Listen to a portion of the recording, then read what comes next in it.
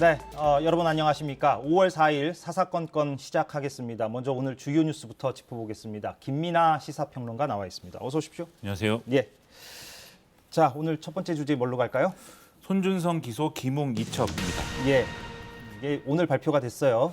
그렇습니다. 공수처가 이른바 고발 사주 의혹에 대해서 최종 수사 결과를 이제 발표를 한 그런 상황입니다. 예, 그래서 이제 이게 어떤 내용인지를 먼저 좀 짚고 오늘 내용을 짚어보는 게 나을 것 같아요. 순서가. 예. 지난해 9월에 이제 언론 보도로 이제 밝혀진 사실인데 예. 2020년 총선을 앞두고 이제 검찰이 당시 야당이었던 미래통합당을 통해서 이제 더불어민주당에 가까운 어떤 인사들 그리고 그다음에 일부 기자들을 고발해 달라라는 취지의 이런 이제 요구를 했다. 그래서 그걸 위한 고발장도 검찰이 작성을 해서 김웅 의원을 통해서 이제 제출을 했고 그것은 이제 미래통합당이 일부분에 대해서 실제 고발을 하는 데까지 이어졌다. 그런데 이게 이 배경에 대검의 어떤 조직적인 관여가 있었느냐, 특히 당시에 검찰총장이었던 윤석열 당선인의 어떤 지시라든가 이런 것들이 있었느냐 하는 것들이 이 수사의 핵심이었는데 어쨌든 이것에 대해서 오늘 앞서 말씀드린 키워드처럼 결론이 나왔다라는 겁니다. 근데 평론가님 아까 말씀하신 것 중에 실제 고발은 안 이루어진 거 아닌가요? 최종적으로? 고발장이 이제 2개가 전달이 됐는데 예. 그 중에 하나는 이제 고발이 이루어지지 않았고 나머지 하나에 대해서는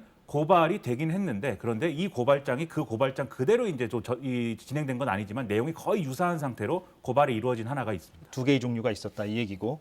여하튼 그래서 그래서 이제 고발 사주, 이제 사주를 했다 이런 의혹이었는데 근데 오늘 공수처가 수사 결과를 발표를 했어요. 예, 요약을 좀 해본다면요.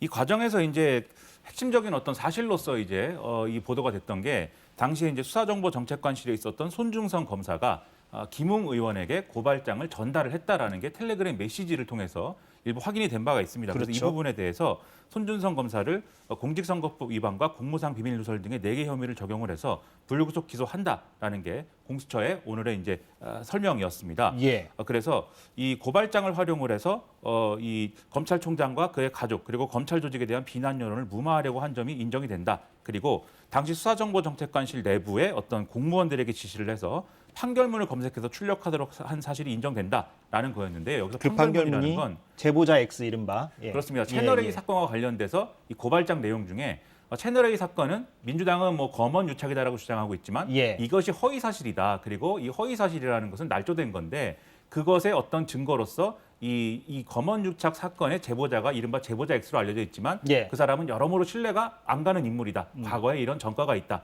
이런 이걸 범죄가 증명하는- 있고 판결문이 이렇다. 그렇습니다. 예, 실명이 예. 들어간 판결문을 찾아서 검색해서 이 고발장에 첨부를 했다라는 건데 예, 이게 예. 이제 공무상 비밀 누설에 해당할 수 있다라는 겁니다. 예, 그래서 이제 공직선거법 위반과 공무상 비밀 누설 등 4개 혐의가 적용이 돼서 공수처는 지금 그 손준성 검사를 기소한 거죠. 그렇습니다. 기소하기로 이제 결론을 내린 건데, 자 그런데 이제 그 동안에 핵심 혐의로 언론에서도 얘기를 했고 실제 뭐 공수처장도 그런 얘기를 했었는데 이제 직권남용이 적용될 수 있느냐 없느냐 이 부분이었잖아요. 이 부분은 근데 오늘 안 나왔어요.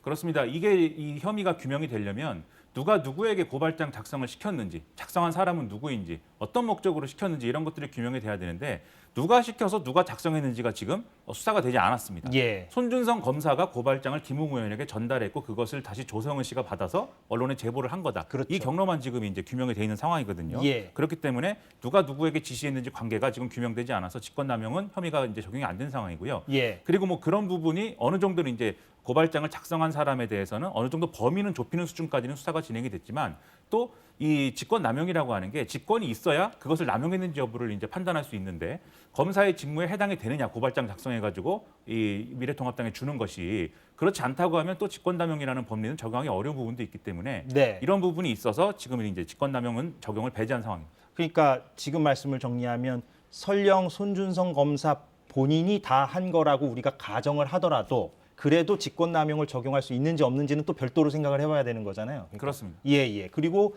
지금 핵심은 손준성 검사 윗선에서 그러면 손준성 검사에게 그러한 지시를 당시에 했었는가 부분이 지금 수사로 밝혀진 바는 전혀 없는 것이고. 윗선이 예. 손준성 검사에게 지시를 해서 작성하도록 시켰거나 예. 아니면 손준성 검사가 자기 밑에 부하 직원에게 작성하도록 본인이 시켜서 시켰거나. 받아서 전달했거나 예. 이 규명이 돼야 되는데 그것이 수사가 안 됐습니다. 그 수사가 안 된 거고 지금 전달 경로만 지금 사실상 나왔다라고 볼 수가 그렇습니다. 있는 것이고. 예. 김웅 의원이 그래서 이제 그거를 이제 받은 사람이잖아요. 예. 당시에는 이제 후보였죠. 의원이 되기 전이니까. 그럼 김웅 의원은 이번 수사 과정에서 그러면 어떻게 결론이 났습니까? 일단 공수처는 이 공모 관계가 일부 인정된다고 봤습니다. 그래서 애초에 이 고발장을 작성해서 넘겨준 취지가 선거에 영향을 미치기 위해서였고 그것이 선거법 위반이라고 보는 건데요. 예. 다만 김웅 의원이 당시에는 당선되기 전에 민간인신 분이었지 않습니까? 그래서 이제 공수처의 수사 대상은 아니다라고 봐서 이 사건을 검찰에 이첩을 했다라고 지금 밝히고 있습니다. 예. 그래서 이제 검찰이 그러면 김웅 의원에 대해서는 어떻게 할지는 더 지켜봐야 되는 상황인 거고. 김웅 의원이 그래서 오늘 입장문을 냈더라고요. 예, 뭐라고 합니까? 김웅 의원은 지금 이 공수처의 수사 결과와 고발 사주 사건 자체가 이 정치 공작이다라고 주장을 하고 있고요. 예. 그리고 공수처가 위법적인 어떤 수사와 압수수색 이런 것들을 진행을 한 것도 네. 일부 법원에서 확인이 된 상황이다. 그래서 이런 불법 수사는 초유의 일이다라고 주장을 했습니다. 그러면서 이 공수처장을 또 용역 깡패에 비유하기도 했는데 네. 상당한 반발을 이렇게 하고 있는 상황입니다. 네, 그렇게 원색적으로 얘기를 했는데 근데 아까 말씀하신 대로 그 경로는 수사 과정에서도 거의 확인이 됐고 언론 보도 과정에서도 거의 확인이 됐다라고 볼 수가 있는데 거기에 대해서 김웅 의원은 뭐 또렷한 얘기는 안 하는 것 같아요. 지금까지도. 그러니까 기억이 안 난다 뭐 이런 식으로 지금 대응을 하고 있는 것 같은데. 이게 한참 화제가 될 때 김웅 의원은 그 부분에 대해서는 그 당시에는 여러모로 여러 자료들이 뭐 이렇게 텔레그램 방을 통해 가지고 제보가 되기도 하고 그것을 예, 당에 예. 전달하기도 한 바 있는데 구체적으로 이러한 자료가 어떻게 입수가 됐고 어떻게 전달했는지에 대해서는 기억이 없다라고 계속해서 주장을 하고 있습니다. 예, 오늘 입장문에서도 그 부분과 관련해서는 좀 찾기가 힘들었고, 예, 다음 주제로 넘어갈까요? 검증 공방 강대강입니다. 예. 자, 어떤 얘기입니까? 예. 인사청문회 둘러싸고 계속 여야 공방이 이제 이어지고 있는 그런 상황인데 오늘 민주당의 경우에는 한덕수 총리 후보자는 결격 사유가 많다라면서 자진 사퇴를 거듭 촉구를 했고요. 예. 마찬가지로 정호영 보건복지부 장관 후보자, 한동훈 법무부 장관 후보자에 대해서도 스스로 결단해라라고 주장을 하고 있는 그런 상황인데요. 예. 반면 국민의힘은 지금 이 민주당이 목리를 부리고 있고 발목 잡기 하고 있다. 그리고 청문회에서도 이 결정적인 한 방 없지 않았느냐, 갑질만 했다라면서 이러한 이제 사퇴 요구를 그야말로 일축하고 있는 그런 상황입니다. 근데 어제 보니까 지금 사람들의 관심을 가장 많이 끌고 있는 사람이 정호영 후보자인데 보건복지부 장관 후보자. 그런데 어제 매우 단호하게 얘기를 하더라고요. 청문회장에서.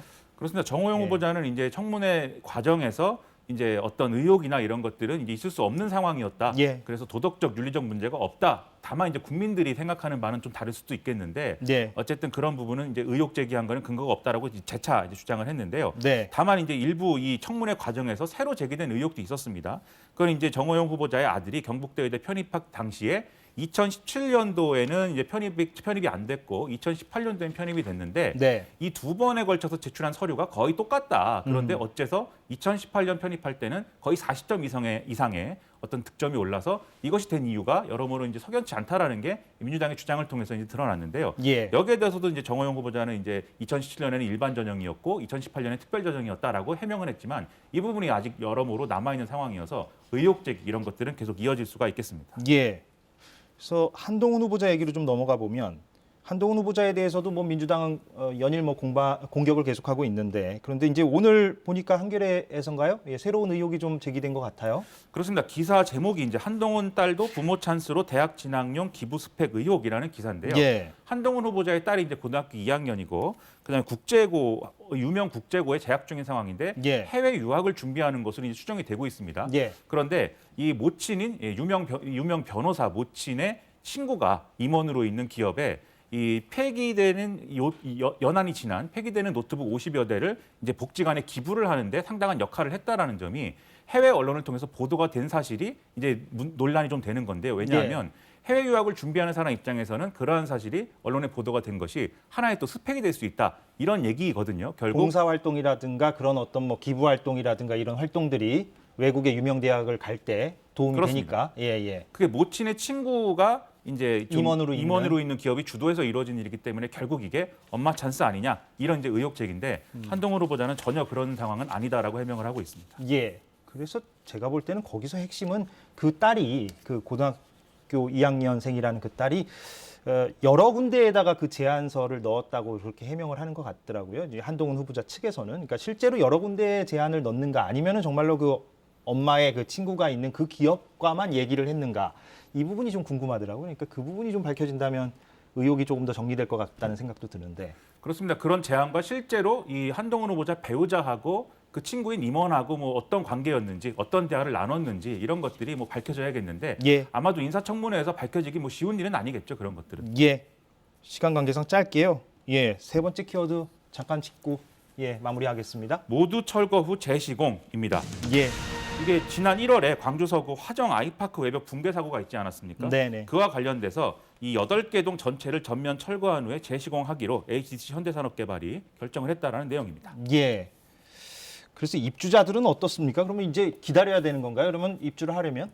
원래 올해 11월 30일부터 입주가 이제 시작되는 그런 상황이었는데요. 네. 입주자들은 대개는 이제 좀 안전이 우선이다. 그래서 좀 철거를 하고 다시 시공하는 게 필요하다라는 입장이었습니다. 그래서 일단 HDC 현대산업개발의 결정에 대해서는 뭐 이 호의적인 입장이긴 한데 다만 당장 입주해야 되는 사람들이 있을 거 아닙니까? 11월 달에 그런 예, 상황에서는 주거 지원이라든가 이런 거를 해줘야 되기 때문에 그런 부분과 추가로 협상을 하고 추가로 이제 지원이 필요한 부분에 대해서 얘기를 하겠다라고 얘기를 하고 있습니다. 알겠습니다. 오늘 여기서 정리하겠습니다. 김민하 평론가와 얘기 나눴습니다. 고맙습니다. 고맙습니다. 예.